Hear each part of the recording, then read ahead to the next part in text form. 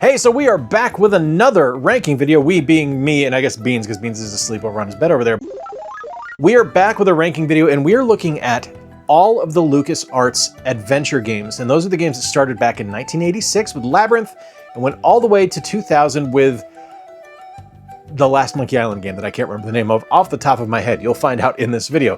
15 total games. We're going to rank each and every one of them, let you know what I think about each of them. There's some really classic games on here. Spoilers, I don't think there's going to be any failures. I don't think there's going to be anything that comes to an F. Even something as kind of archaic as Labyrinth is compared to modern games still had that signature LucasArts appeal. So we're going to start things off. A lot of these games can be purchased on GOG or on Steam. Labyrinth I do have to play on an emulator just because it's not available anywhere, but everything else can be purchased, can be bought, can be played, and you should do it if you have not played the LucasArts adventure games. So I'm going to go chronologically, starting all the way back in 86 with Labyrinth, and we're going to end in 2000. Let's get started. So we're going to go through all of these games chronologically, which means we start back in 1986 with the video game Labyrinth, based on the Jim Henson movie. And there's something to be said here that's really unique about this game, because it flies a lot of different flags. Like, it starts off essentially as a text adventure, which I thought was really interesting and not at all what I expected. I'd never played this before doing this video. And eventually, as you kind of go through, you enter the more traditional LucasArts style adventure game system where it's actually a graphical interface.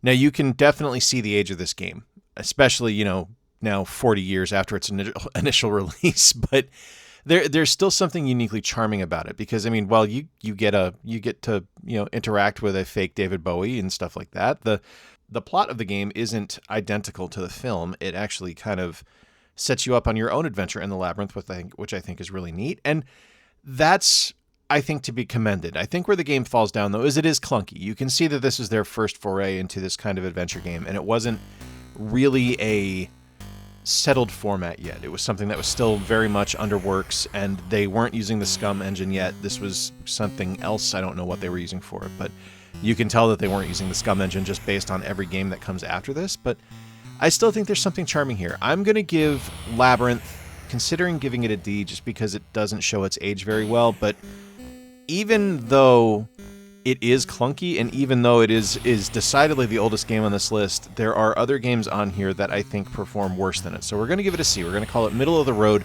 and a very good start for this franchise, for this entire imprint.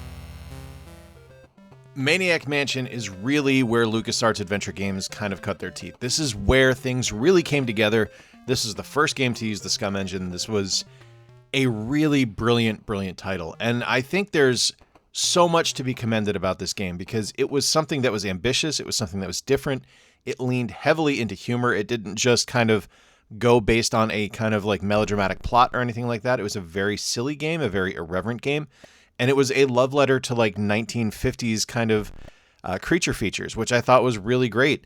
It was a really well-designed game. This was the first time I think we really saw Ron Gilbert step into his own and become the lead of a title. I could be wrong on that. Please correct me if I'm wrong, but I'm pretty sure that's the fact. And the thing I really like about it is that there were so many different characters to choose from, and each character had their own personality, and each character had their own abilities, and it just was awesome. I absolutely loved this game, and playing it today, it is definitely aged. Like, it's not quite as crystal clear and quite as precise as other games on this list, and if I'm ranking them just based on performance compared to each other, this isn't going to get up to an S tier or anything like that, unfortunately.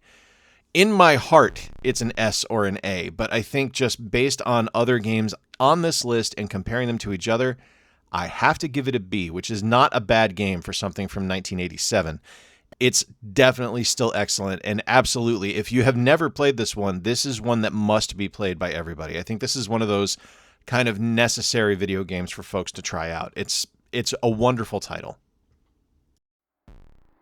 First time playing Zach McCracken and the Alien Mindbenders. This is one that I had heard of, but I had never played before, and I didn't really know what to expect with this one, because the only other game on this list I had never played before was Labyrinth, so I was kind of hoping that this wasn't going to fall down those traps, and I'm happy to say it didn't. This leans heavily into what made so many LucasArts adventure games great.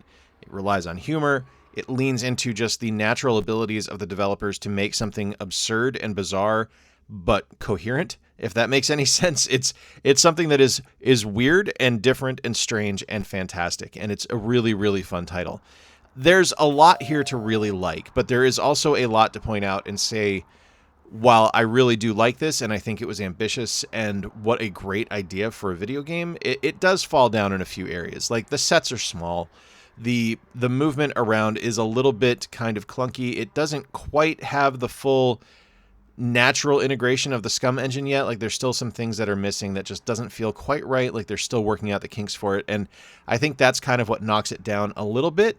Still a quality game, still a fantastic title, and still something I really enjoy. But I'm going to give it a B, and I want to play more of it. Like, I haven't quite finished it yet, but it's something where I can look at it and I can see there are definitely some things missing here that aren't quite as polished as other titles on this list. So I'm going to give it a B. Our first real movie tie-in here, this is, well, I guess our only movie tie-in as well, is Indiana Jones and the Last Crusade. And this is a fairly faithful retelling of the plotline of Indiana Jones and the Last Crusade. So if you know me, you know that's going to get it some bonus points. But that's not just the reason I love this game. I really enjoy this one because I think this is the first one where the Scum engine really kind of came into its own. The game was fluid and it felt natural, and it was easy to play and easy to enjoy. There wasn't the sense of humor inherent in this one like you got in other Scum VM games, but that's okay. It was still something that was really well designed and really well made, and a perfect use of the Scum engine to make something like an Indiana Jones title that was really, really solid. Now, there are some things that knock it down. Like, there are other games on this list as we go that make it really apparent that this was a really good game, but not quite to the level of other titles on this list. So while I do enjoy it and I do really like it, I'm only going to give it an A. It doesn't quite elevate itself to S tier, but it's an excellent title all the same. Loom is the game I knew about because of the pirate in The Secret of Monkey Island wearing a button that said, "Ask me about Loom." And I had no idea what the game was for years. I didn't play it until I was probably in my teens, well after it had released. Like, this released, I think, in 1989, 1990? Yeah, 1990. And it was something where I was really curious about it. And when I finally did get to play it, I got a really ambitious game that I think was a little bit ahead of its time. Like, I think if this had released 3 or 4 years down the road, this would have been an absolutely massive hit and probably would have worked out some of the clunkiness in the game based on what they were trying to accomplish or trying to imply that you were going to easily understand. And unfortunately, some of the game is just kind of obscure and not really necessarily easy to pick up and play. There's some things in the game that don't really make a whole lot of sense that you kind of have to read between the lines to figure out. Now, that said, it's still excellent. The humor is wonderful. I mean, you play a character named Bobbin Threadbare, who is a loomer, which, if you don't get the humor there, I'm sorry. I think it's funny. I think it's funny as hell. The gameplay is really good. The voice acting is excellent. It's something where they tried something ambitious, and I think they should be commended for that. I really do like this one. I'm going to give it a B because there are definitely some clunkiness issues inherent here, like I said, and there's some stuff where it's just not a natural flow to gameplay that kind of takes you out of it. But I think overall it's a really strong title and something that I am glad that I did finally ask about Loom, and I'm glad that pirate told me about it. Where do I begin with The Secret of Monkey Island? I can start by telling you that The Secret of Monkey Island is one of the most important video games in my gamer DNA. It was something that I played and fell in love with the first time I saw it. My friend Peter had a copy of it. He told me about it. He brought in the Dial-A-Pirate to school for me to see, and I was just absolutely blown away by that. Just the fact that there was a dial for me to figure out how to get into game. Yes, I was excited about DRM. And then when I got into the game, I got something that not only celebrated something I have always loved in piracy, I got something that was a pirate game that was incredibly funny and leaned heavily into humor. I mean, there was a rubber chicken with a pulley in the middle of it. You fought using insults. The bad guy was LeChuck that you could defeat with root beer. Like, it was something that was just this ever-escalating stack of absurdist humor that just worked. It was like a Monty Python game. A Monty Python game. There you go. It was like a Monty Python game. And I couldn't believe how much I loved it and how much it was something that I just truly enjoyed. And it's something that has been a constant in my life. It's something that I have loved the Monkey Island games since the first time I played them, and it is something where the secret of Monkey Island specifically is something that I still see as an absolutely perfect game. Is it for everybody? Absolutely not. It is not a game for everyone, and I understand that. And for some people, they're going to look at that and say, there is no way that this is a perfect title. There are so many things about this that I don't like. But for me, this is S tier all the way.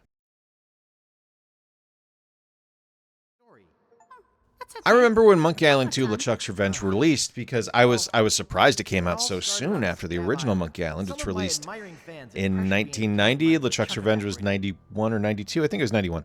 And it was something where I was just kind of stunned that it existed, because I didn't really think we needed another Monkey Island right away. But we got one. And that's not a bad thing. Like, it's still a great game. Like, it plays like pretty much every other Scum VM game, or Scum Engine game. It's a point-and-click adventure. And it's funny, and it takes place on Monkey Island, and you play as Guybrush Threepwood, Mighty Pirate, and it's great. Like, I'm not upset that the game exists. I want to stress that right now, and I love that we got the eventual remake, like we did with the first game that came out on modern consoles, that looks great and sounds great and adds voice acting and stuff like that. It was wonderful, but the game for me just kind of falls down because it's. I don't know. It's just something that like I said, I don't think it really needed to happen right away. And I think it's playing it back to back with the original Monkey Island, like I did for this video. I don't know. It's just, it doesn't have that same sense of charm that it does the first one. And that's okay. Like, it's still great. It's just not perfect, I guess is the best way to put it. I'm going to give Monkey Island 2 LeChuck's Revenge an A. Cheers for the character Largo Legrand, who has a wonderful name, and there's some other great characters in there as well. It's just something that doesn't quite get to the perfection of the first game, and that's not a bad thing. It's still shot for the stars, and it hit really high. Indiana Jones and the Fate of Atlantis. Oh man, do I love this game. This story, everything about this game works for me. So, this is an Indiana Jones game. You know I am already precluded to like it. I love the Indiana Jones titles. This one is an original Indiana Jones story. It takes place in 1939, right before World War II starts. You play as Indy. And the thing about this game is that it leans heavily into what makes both the Indiana Jones games and Scum Engine games work. There is a great sense of adventure and a great sense of humor, which both of those things use very well.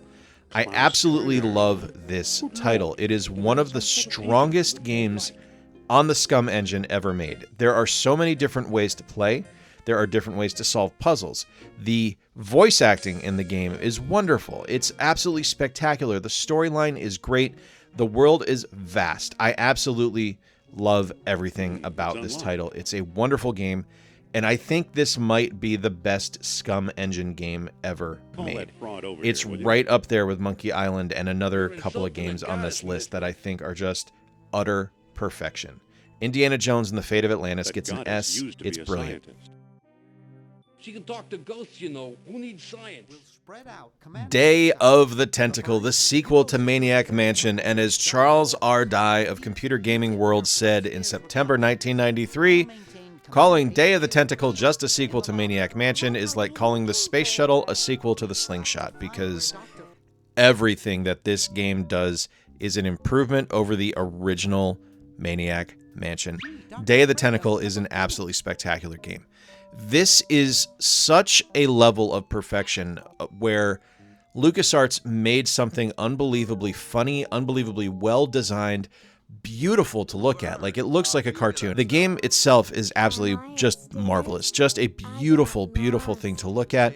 There's some things to kind of knock it a little bit with some kind of stilted voice acting and things like that, but the actual gameplay itself is magnificent, and I'm not going to knock the game too much for voice acting that wasn't necessarily up to my personal standards. It's still a great game.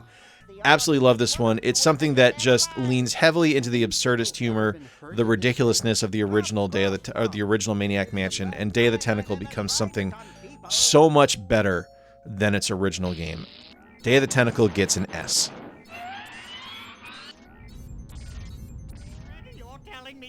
If every game before this from LucasArts was considered absurdist humor, Sam & Max Hit the Road needs to be considered a study in slapstick because you are playing a cartoon.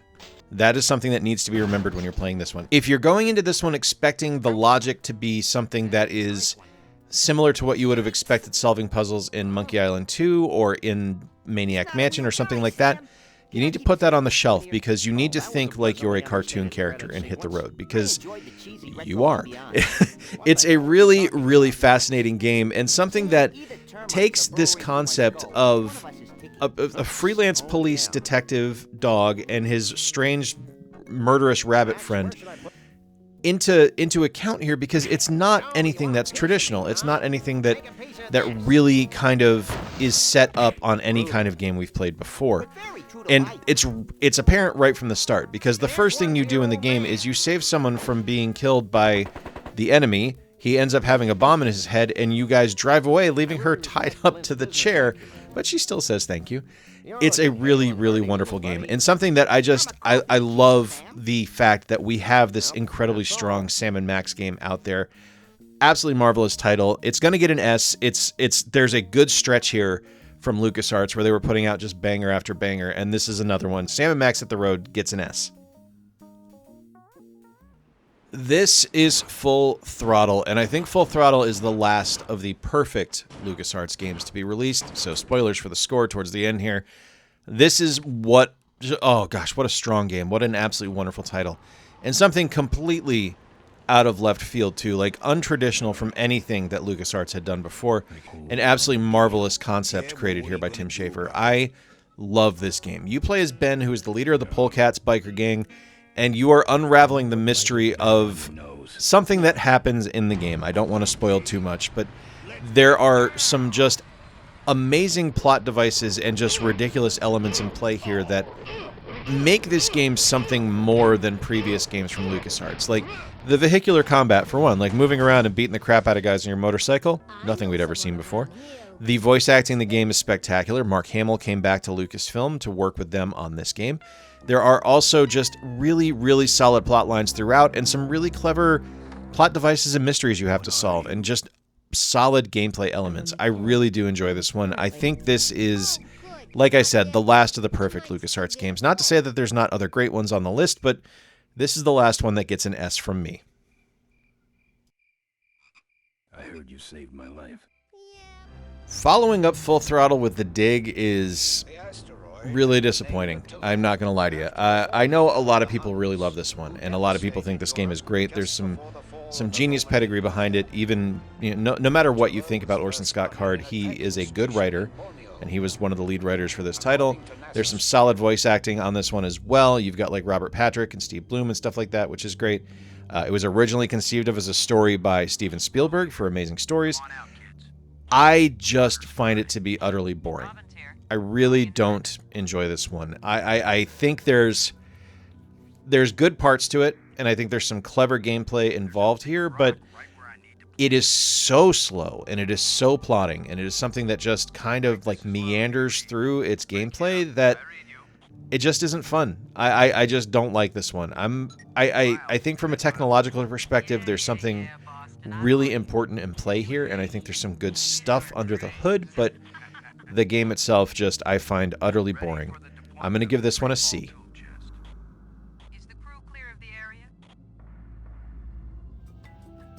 The Curse of Monkey Island is something where I was really excited when it released. It was a brand new Monkey Island game, something that I was ecstatic to play, and it's just not to the level of the first two Monkey Island games. We don't have the original appearance anymore, and that was expected. The game was the franchise and the company was moving on at this point. It was now 6 years later. It's a fully hand-drawn animation style. It looks like animation cells, which is great. The menu is gone now. It's now a weird pop-up, which takes a little bit of getting used to. The voice acting in the game is great. Like Dominic Armato as Guybrush is fantastic. He's an absolutely wonderful actor and the perfect person to play the character. He's just he is the voice I hear when I think of Guybrush Threepwood. The game itself is okay. The problem with it is it's just not as charming as the original two Monkey Island games, and some of the plot line and some of the puzzles and stuff like that aren't as well thought out as the previous two games. It's just, I don't know, it's just not as complete. It doesn't feel like as great of a game as those. And that is a letdown. I don't hate the game by any stretch of the imagination. I do think it's fun, and there's definitely some inherent charm to it. It's just very apparent that the original creators behind Monkey Island were no longer a part of the franchise at this point, and it was missing something. I'm going to give The Curse of Monkey Island a B. I really like it. I think it's a good game. It's just not to the expectations of the other two. Grim Fandango might get me my most controversial results from this one. And I need to say this up front. I love Grim Fandango. I think Grim Fandango is magnificent. There is nothing about this game that I look at and I go, that doesn't work, until I get into the game. There are some parts of the game that just aren't perfect, and I think that needs to be called out. But let's talk about some of the under-the-hood stuff real quick, or behind-the-scenes stuff. Tim Schafer, head writer on this one and the director of the game, which was awesome. Was glad to have him back, because he is such a great influence on games. And him being in charge of this game was a huge boon for the title, because there are so many things that he brings to the table that just are inherent in the way he directs a game and the way he designs a game. And they're wonderful, and they're ever present in Grim Fandango. The characters are wonderful. Manny is a brilliant protagonist, an absolutely fantastic main character to follow along with. The voice acting in the game is wonderful. Like, there is so much about this title that works. There's just some stuff about the game where you get into it where it doesn't. Like, some of the controls aren't great. Like the toggling to run and having to double tap to run, or double tap and hold to run, isn't wonderful. It uses that kind of weird pop-up mechanic that was introduced in Curse of Monkey Island again, which isn't great and kind of takes you out of the flow of the game a little bit, and I don't really care for that. So it gets knocked down just a little bit. If this had had some of the polish on it that we saw in previous Scum Engine games, this one would be an S. As it stands, I'm going to give it an A.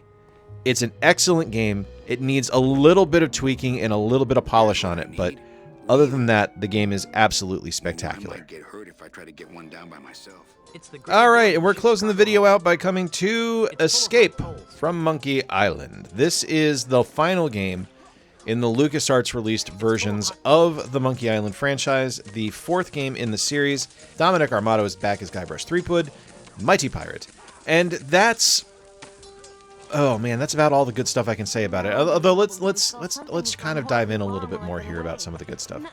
I really like the look of the game. I think it was ambitious to go for a 3D adventure game, but it works. It's not a bad title at all as far as visuals go. It's a little bit jarring when compared to other Monkey Island games, but it's not bad. Where the game really falls to pieces, though, is with the gameplay. It is not great. The controls are clunky. The interface is kind of whack. I don't really like the movement aspects and how just the game plays. Like, it doesn't play like a adventure game to me. It plays like some kind of weird hybrid of an adventure game and something else. I don't even know what else it would be. It's just weird. Like, the game's kind of a mess. Like, it feels like it suffers from different creative visions being placed on it. It doesn't feel coherent in any stretch of the imagination. There are changes made to the way that things operated that didn't need to be made, and it's just a mess of a game. Like, it does not feel complete, and that's a shame. I'm gonna give this one a low score. Like, I really, when I first played it, I enjoyed this one because I think I was just kind of starved for Monkey Island content, but looking back at it now and playing it today, it's a frustrating, messy game to play, and that sucks. I'm going to give Escape from Monkey Island a D. I wish I liked it more than I do, but it's going to be a D.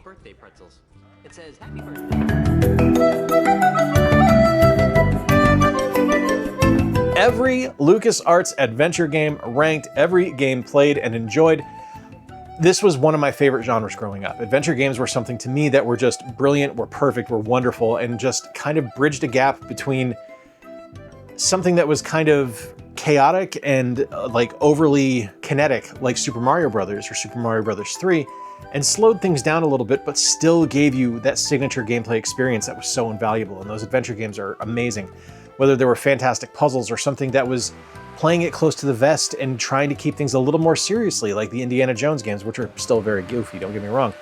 They were things that were that were magical to me, and I think that they were a perfect experience for when the game's released. Let me know in the comments down below, what are your favorite adventure games from LucasArts, and what are your favorite adventure games, period? There's so many of them out there. If you enjoyed today's video, give it a thumbs up. Check out the playlist that's on screen right now if you want to see my other ranking videos. Consider subscribing to stick around, and until next time, remember to play more games, stay square, and take care. I'll talk to you soon.